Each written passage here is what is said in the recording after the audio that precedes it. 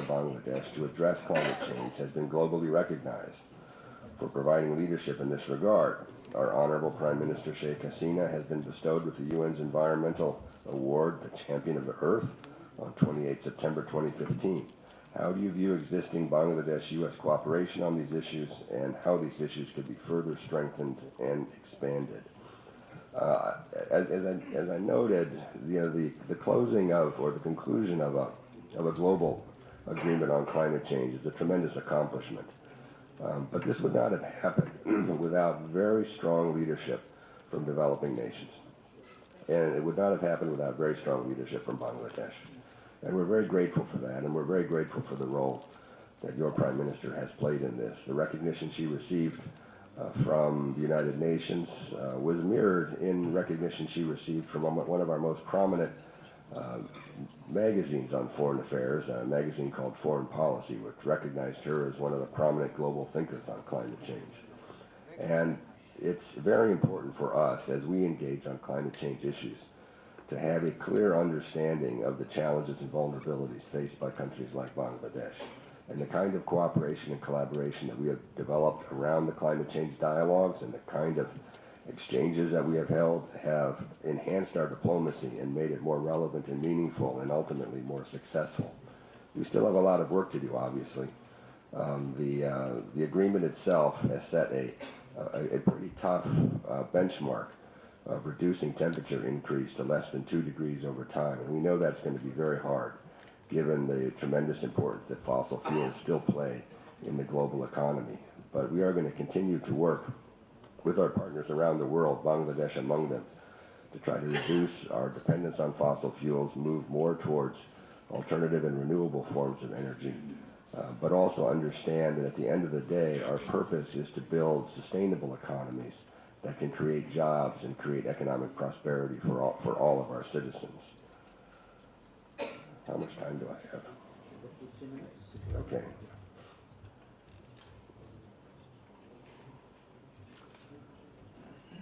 Okay, here is a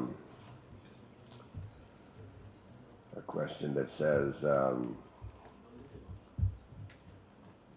United States has been one of the two superpowers for about half a century and the only superpower for about a quarter of the century. Middle East problems, Palestine issues have not been resolved so far. Is it because the United States has not tried hard enough to resolve those issues? That's a great question.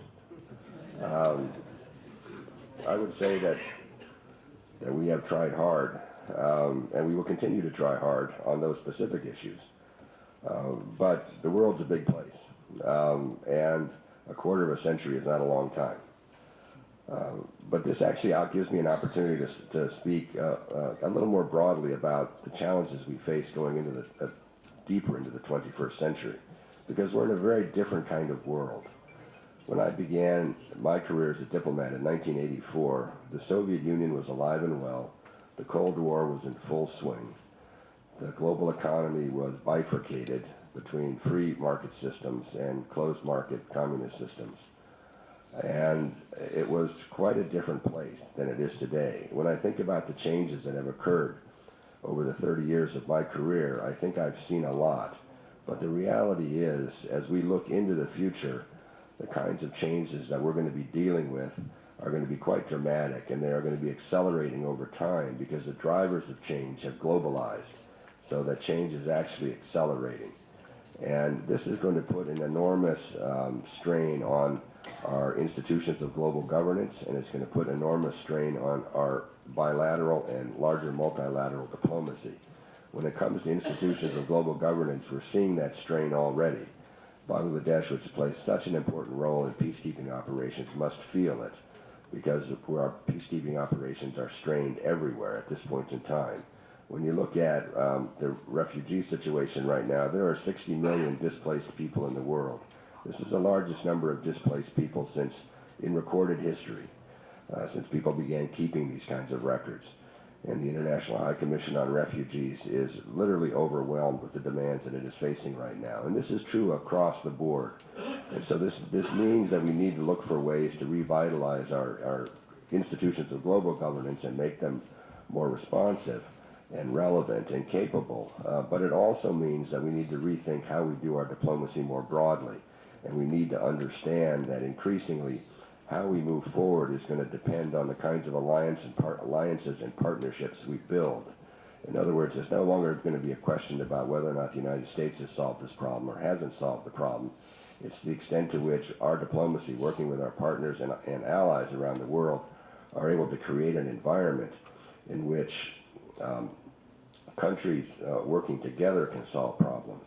And I really think that in this regard, as we look, especially into South Asia, and especially into the Indo-Pacific region, the kind of relationship we have with Bangladesh is going to be a defining one. It's going to help us understand better how to operate in a successful fashion in this part of the world, but it's also going to allow us to have a partner with deep experience and reach, and one that can help us be successful in our larger diplomacy. Thank you, Undersecretary Shannon.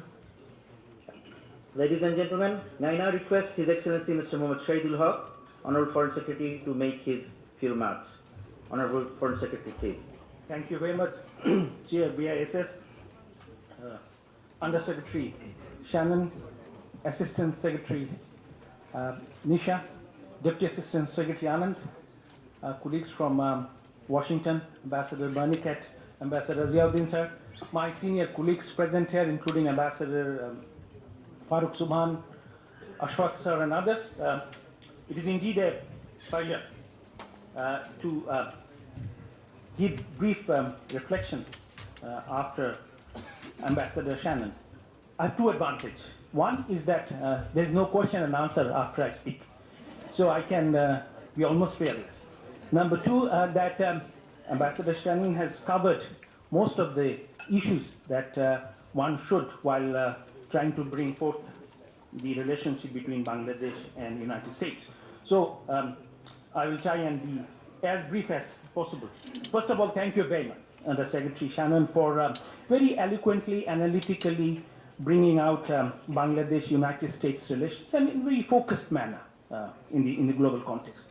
And I've noticed that in the question and answer session, you did also bring out the international politics. So that's where I wanted to focus. I wanted to add and make an attempt to put the relationship in a bigger global context. The relationship which Bangladesh-United States relationship grows within a bilateral context, but there's also a multilateral and a regional context within which we should also look for in terms of geopolitics and geoeconomics.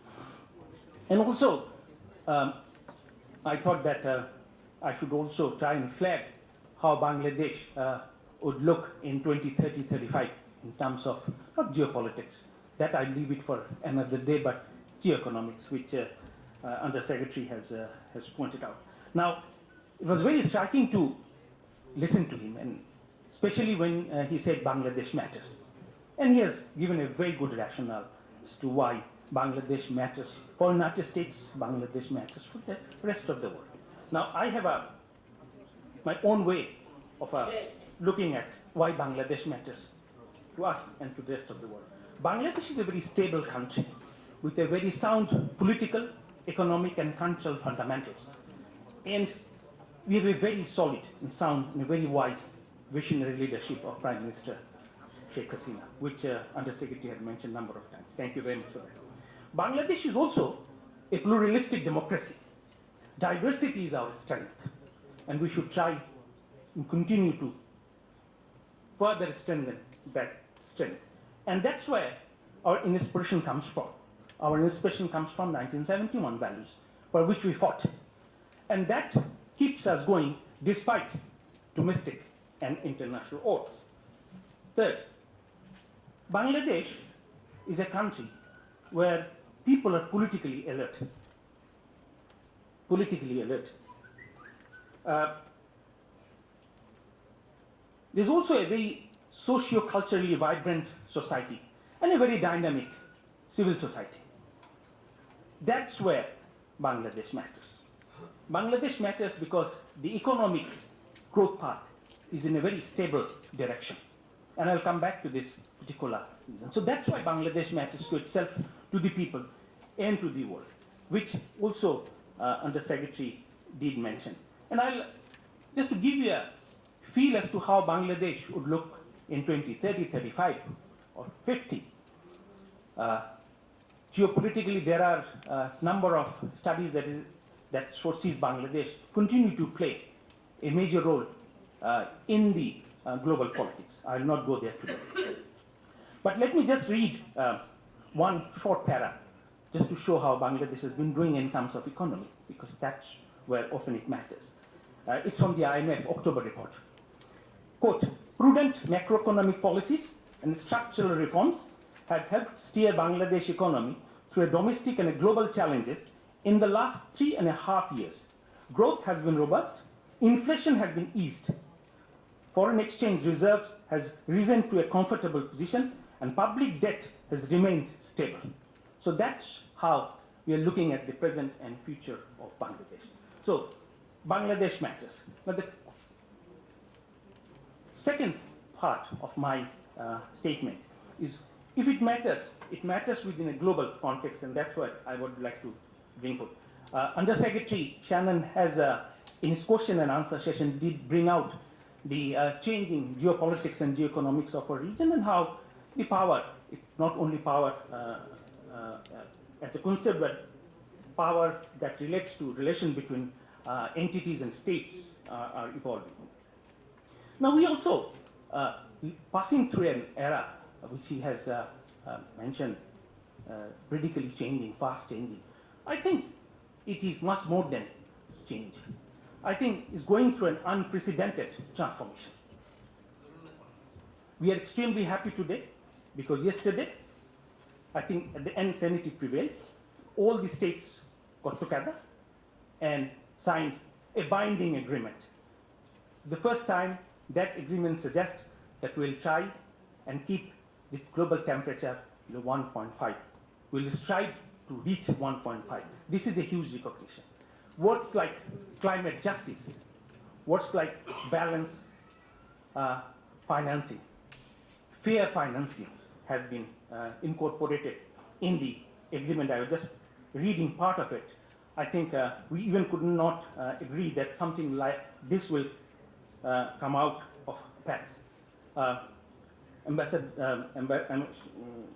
Shannon has indicated that some of the countries, some of the leaders, including President Obama and our Honorable Prime Minister, has been working, trying to bring sense in our negotiations. So certainly there will be a time when we'll look at more into the climate change issues. This year, another thing has happened. For the first time, we also agreed that business as usual in terms of development intervention can no longer be sustained. So we need to have a different kind of interventions, which is known as 2030 Development Agenda. And I still remember President Obama in New York forcefully putting forward United States support, along with other countries and our Honorable Prime Minister as well, as to how we would like to look at 2030 in terms of global development. But I wish we could stop here and go back with a win-win situation. That's not the case. There are also things that are happening in our society, around the world, which is extremely disturbing. The Secretary Shannon has given a very good rational answer to some of the debates that we are currently seeing, not only in the United States, but also in other countries, and some of the very disturbing things that we are seeing is also creating many difficulties. And you know, I'm looking at, this morning also I was looking at Honorable Prime Minister's statement at the UNGA last year, and she identified two major changes, global challenges for the community. One is the climate change, which I think we can manage, but the other one is the terrorism and countering extreme violence. I think that's an area where our relationship is strong, United States and Bangladesh, and it will continue to strong. I know there's a time constraint, so I'll try and cut short my intervention. There's another area where I think there's a huge scope for collaboration, which is also reshaping the global politics, which is human migration. Currently, we are hosting 500,000 Myanmar nationals in Bangladesh. So we are an origin country, we are a destination country, we are also a transit country in terms of human mobility and migration. It hurts us, it helps us. That's where we should also be seeing, and future relationship between states will also be defined not only by the technological revolution, but also by the interaction between people.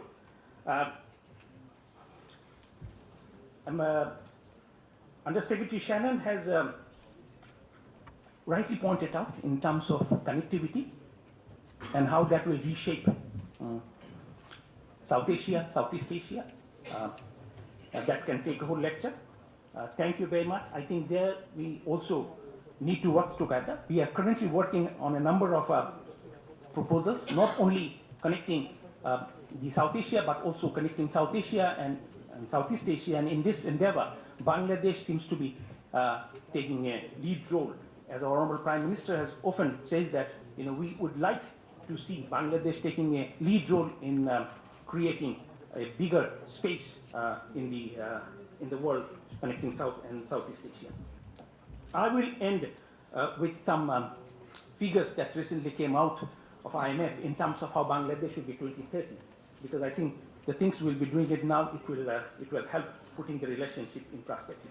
Now, according to the IMF studies, the nominal GDP for Bangladesh will be in 2034 will be 1,044 billion from current 174 billion. So the economy will grow, and economy will grow depending on its